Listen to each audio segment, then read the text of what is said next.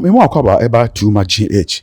Ena me ne wo ekase yeni abema Kofi Adoma ehun aka. A me ne wo kase sene aye no. Ontumi hu ade se na kan de hu ade na afi yawa otu wonini mu any complications ahodo a okoso no enyame pe enenim.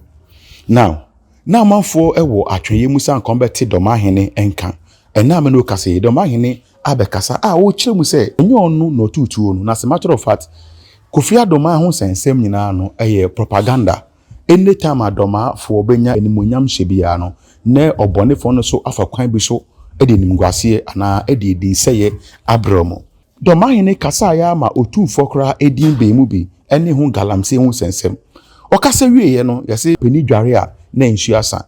Nti fi so okasa ye no ayese sister ni mu ayedi kakra enam no kase Magraheb a responde na insama Magraheb ede abeto wono no ano shikakra na mepese ebeko ne akoti Magraheb response a odiaba na afi message di mu a subscribe my page we nemi Adoma no so sena me upload bia so na onsa ebetumi aka Abuja me sure say what it be. Na mentia tutuo. Last week na Adoma hene back kan sema e fa bra Kofi ho. Ye ba kan nyina nya no pre. Enu time say so senka bi. Some of them no be kan very distasteful commenter enye senke free obi oda domanim anum bada. Ya bia abunofo be ya bibi eni monyam be ba ho no. Ne ba bibi ya be den. Abata kan ho. Nsem ba kon kan say bibia bra Kofi go through no enye no kore ni nyina e propaganda. Propaganda. Ne ba yo. You see, this is very disheartening to listen to, especially coming from Obi like Doma Hene, with all things considered. Because if any black Kofi go through Nina propaganda there, none a whole lot of people very smart has to come together to make this propaganda not actually happen. Propaganda.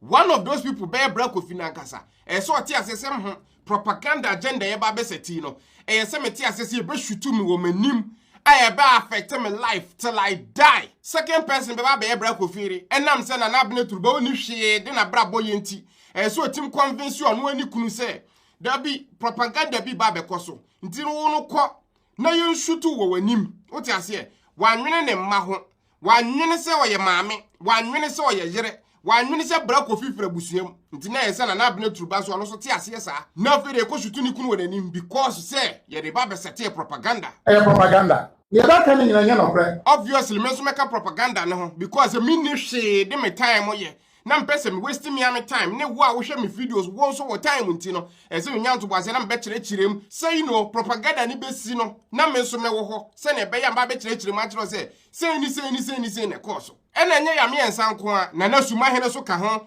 odo so otumfu achinchim na dwene te se kashire ena afa de waka kire ne se me pese me ya ade bi nti na se wo no wo ni Kofi Adoma nya conversation se na be ya Kofi Adoma be badoma na afa de festival abekoso na afa de yeshutu no wananim yeah otumfu is that powerful enye na nasuma hene nko a Ibrahim Mahama kwaku atene obi odi ni sika aboa bra Kofi up to this point bia no sankofo no so ye so otumfo ne omunyina kasa se asem ni siwi a so omunyina akọ no mu donate sika de ma bra Kofi e free say omunyina nim ne omudi omusika beye propaganda ye ba kan nyina nya no pre ena amanfo mabu omudi anya omunko but also amanfo etena se put this whole festival together because without the festival no there won't be any shooting and without any shooting no there won't be any propaganda and wait that is you nana because if says also this whole thing to bra Kofi ne propaganda dia nani nana any die kwan so propaganda no nani also ka ho you actually started it because without who fashion no one would have come there and then no one would have gotten shot in the face and if says otumfo and atena manhia ahihye sa adwuma wei ama amanfo amakekan nyina dia nani otumfo just very powerful ankasa o wadwena ye de twere Bible ni bi because in this whole propaganda circle no nipa no otumfo no propaganda ni de atia no say nipa no so ka propaganda ni ho bi. Does that make sense? Propaganda. Ye ba kan nyina nya no pre. So to recap no, if say na Adoma hene say ne ato bra Kofi ye propaganda dia, na ne say na otumfo team dada bra Kofi sam opeso good on my hene nanim ase wo odo ankasa na fasha ase. Di bra Kofi nti ase so okọ ho a ye betutu abonani. And then bra Kofi so te ase. And to make this happen no, otumfo na ankasa besen areche out no nasuma hene. Se na be ya na nasuma hene ni mom na be frɛ Kofi Adoma. Se na be ya Kofi Adoma betumi akɔkɔtwa afahye no. Di se bra Kofi kɔ afahye no. Na se atutuo no bonani wi a na watena se na watwen bosome ansa na wa managere aba be ye video wa kira manfo se Black Coffee called Doma Ahene festival no abusia ya tutu aboni kunani na se Black Coffee yire yesa video ni wi a na ni otumfo na nkasa wase akwa convince abonofo dedefo na omfro mo ho bloggers no ya no waba be convince omo so omo mra ma medi Black Coffee yire atem na so mo di Black Coffee yire atem do some level bia na ne magra he baba no waba be chirechirem because a fashion for this propaganda to work no mema ono so awo hobi na fe ye the Black Coffee akwa hospital wo Doma Brekum Accra Dubai and nam so bia ni hwi yenti e propaganda ye ba kan nyina nya no pre na fere ya de ne kokọ hospital we nyina na asem no akwakodu Ibrahim Mahama kwaku aten ni amanfo a omasho support nyina anim se na be ya omo betim de omo sika over $150,000 de aba because say you know obi anim ne eso de ni sika ye and the biggest of them all to actually make this propaganda happen no se na otumfo timi dada Doma Ahene se onya afahye se na be ya ne maka nyina no ebetimi asisi so pepepe e propaganda ye ba kan nyina nya no pre ti na Doma Ahene me pa ache woni die kwan so a still na propaganda because if say propaganda na ne Kofi Adoma is a very powerful person in Ghana, even more powerful than Doma Ahene na nkasa.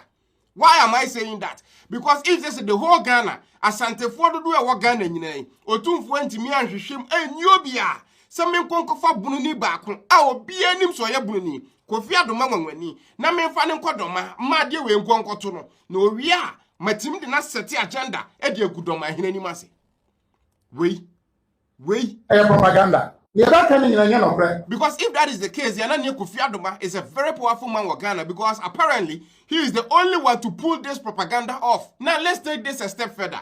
Neti Adana Doma Ahene say a propaganda and say according to no anytime be a bonofo be ya be nice be no beat the bonnet and a negative story about be attach it. Now if they say na cover at the power my so. Ya bia bonofo be ya bibi e ni monya baba ho no. Ne ba bibi abede. Now this time yes ni say about one thing so otumfo etu galamsey and otumfo ni manhia ni mpanimfo oho nyina no o matena se ahyehyɛ this agenda we say say na be ya o me de Black Coffee asem we propaganda yi be kofa otumfo galamsey a wotu ne so na mo Ghana ha bibi yes yewra galamsey wo kan tin meka ye wo hene kasia bi osoro o muana no o ye galamsey ni bi yeah. Let's put aside this ridiculous propaganda angle aside. Now you break it down in another Mahene a kind. Oh, yeah, Galamsey, maybe. One another Mahene and Kasa Yemunu, or say, or Tumfu to Galamsey. Now the fourth estate, add the article about Hrese. There is a link between that Galamsey no and Manshia, hence a Tumfu on air. Oh, yeah, Galamsey, maybe. No one said actually. Eh, Mama, for no. One Ghana, needing about the bar, before Betty. Never yona na ba kan for anyombedu otoso nienu na ma nimonya na ho de amam na na ma kirem June 2nd 2023 company bi baba friend Bodukan Holdings okoje prospecting licenses so okoye de okoye o prospecting na yiwo gold our western region wo ba ni na okoje ye no ba musia so odomase ba the man apply no ba the man but the man no nipa bi ba ya be guma ba ya Galamsey sa nipa na ba the man no te so me ya mabadu anta so me no ba de amam on kan ho hwe ba ya Galamsey na ama Joy FM the very big four first hit ba chi nipa pro a concession ye na dia concession no me ba body ni no Bodukan no nipa ya ba dia Nana Dia Bonsu. Not to a Majid man. A say Pacone lawyer. Near Coca, Julia, Amma, Agapa, Amani. Not just an echo for you, but Jeff, you know, now kind from an article at the fourth estate post 2 year. Title of that article. Full details, illegal mining spree on Manshia-linked concession. Do you know what Nana Doma Ahene conveniently left out of that article? No, me was that same article no ha. Yen kai article no. Article ni yen ko party a Nana Doma Ahene kai no. E wo hefa. Who owns Bodukan Holding? Incorporation records from the Office of the Registrar of Companies show that Bodukan Holding is closely linked to Manshia Palace. The company's beneficial owner, Nana Dia Bonsu, serves as a co-director alongside Mujib Rahman Ahmed, a lawyer for Menchia Palace, and Julia Ama Adwapa Amanin, widely known as Lady Julia, the wife of the Asantehene. Those names na mabubono, omo NASU omudinda companies in so, omo ko registrar of companies hono. Na yen skipunko baby and another mahina mfanka na asem no. Baby at the fourth estate reaching out to a man for na omo war, you know, kind of omudinda company no so no. When contacted, Mujib Rahman Ahmed, ono na ye lawyer for Menchia, denied any involvement in illegal mining. He insisted that Bodukwan Holding had not begun operations at its site near Bibiani, let alone engaged in mining. This was before the Asantehene's recent public remarks about the invasion of illegal miners on the concession. Now, baby, I'm going to this lawyer in here. I say, if anyone is there, we need to deal with them. Mr. Rahman told the Fourth Estate, we have no knowledge of any such activity. If someone is mining in our name, it is wrong. We are not aware of it. This is from the lawyer from Menchia, at least on statement. No. Ehono nana do mahina mfanka na asem no because eno no favor asem opeso ka no. And even before this Fourth Estate article ne kura no, na ono ankasa otumfo aba beka say amanfo bi me to galam say omo kura didi ewuro no ne concession articles no are there. Now here is the crazy part. Timeline eyade ehia, date yade BSc no ehia ankasa. The Fourth Estate article nana do mahine edi making a point no. Omo postu sa article no on 6 March 2025. Otumfo no ankasa ba abonten beka say illegal miners edidi ewuro no ne concession mu no. That date no was 14 February 2025. Kofi Adoma nwenwani ye shutu no wonanim no. Eno no happen on 20th December 2024. Ena bra Kofi yire na na abene turuba ne first video ba beye ye ode kira manfo say na atuni kunu odoma no. Oyesa video no 18th January 2025. He was shot in the face. Indeed, another mahine said the whole black of it propaganda. And yes, and Kasadi Nisi, which in this case, Niso Tumfu to Galam say, and Sana did they know a mother baby propaganda, no say you should to black of you and a name, according to you, and Yana Kurano. And no more about cover the fact is so Tumfu to Galam say so. But hey, dear Debbie, propaganda need can happen, and Sana the crocodile baby home propaganda, their coverson, and Sana no Kurampu. In which word Nasadi is making sense? Propaganda. Yeah, that kind of thing. Yes, scary, ni say. Nana do mahine, a high court judge. Our judge a month once based on facts and evidence. But when it comes to this specific case here, according to him, na propaganda. No could be any. Propaganda. Yeah, that kind of thing. Now let's indulge him for a second. Even if said this whole thing according to the mahine no. And you know, create propaganda upon various evidences, videos are hold on in the kika. Even if say you know, based on evidence and facts at hand, you know, and say a word team who say, even if the same point I'm demi angle back, and some no insist so at least based on timeline available. Propaganda. Yeah, that kind of thing. Now the reason why I'm doing saying another man in penny for one to was and research this specific story and say one and your mojuma. Second, the day for na omugu net swa according to them omu defended the mahine ka do mahine sem man no from on the bloggers no. I'm thinking so omumu bi and send this story the man and do mahine. Those people no they have no idea what they are doing. Sa agofo no muni man atem didie. Nti sa agofo we bi send the war him paul to send na do mahine bibi na sa act on it. Send e be ya babon tia e bi amanfo be de you know Asantehene talk and na say you know, Sember rising now cover this who Kofi Adoma story and apa. And the crazy part to me is oh, two one Kasakran didn't Semba Bekan yada. So if there's a whole balance of Barbecan like it's a new expose type of tenor. You see, another man in buy your Barbecan when everything was said and done. Or no mum ye didn't attempt, not to tumfo. This had the day for another man dreams or mumu buano. Some of one and happen in Imbuase, some of one and happen at here. Because none of them knows what they are doing. When it comes to PR, when it comes to being an assistant, they Charlie, what are you quite the next point you make here? So another man on tutu. Nasa, but the one you have a second and say, and until the piano, then says, how do you know, break up or the Anunguasioba? One didn't remember sacrifice like your mother to me. Namantia tutu.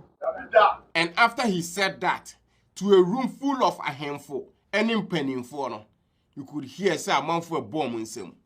A man for being more sorry. Namantia tutu.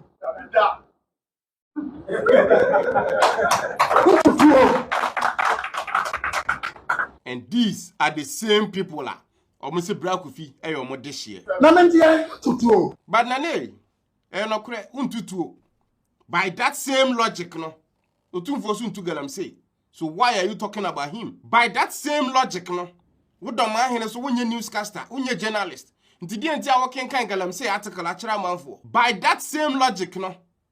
Nana wonya santini. Nti ne die nti a wokan santefo asem. Na mentie tutuo. Before so oba be kan say propaganda no. Na medike video wa kan say that is how omo dwen say propaganda. But to hear it actually come out from the mouth of the man no. Eho ena mete sampani info ba omo say esuno kura ena esuno potokura ena esuno kura kronkron no. Sa time na mete sa benasi yie pa. Propaganda. Ye ba kan nyina nya no kre. Asema na kan ne kire say ne Bra Kofi kombia no. Onfa ho. Ya obi a Bra Kofi na mu no. Enya nasem. Na nakasa mu no. Asa obi a sebe onwi nipa ho. Ya wo obi fam bia no. Onke. Na nakasa mu no. Ankyere sebe oyo obi a owo ma. Na nakasa mu no. Ankyere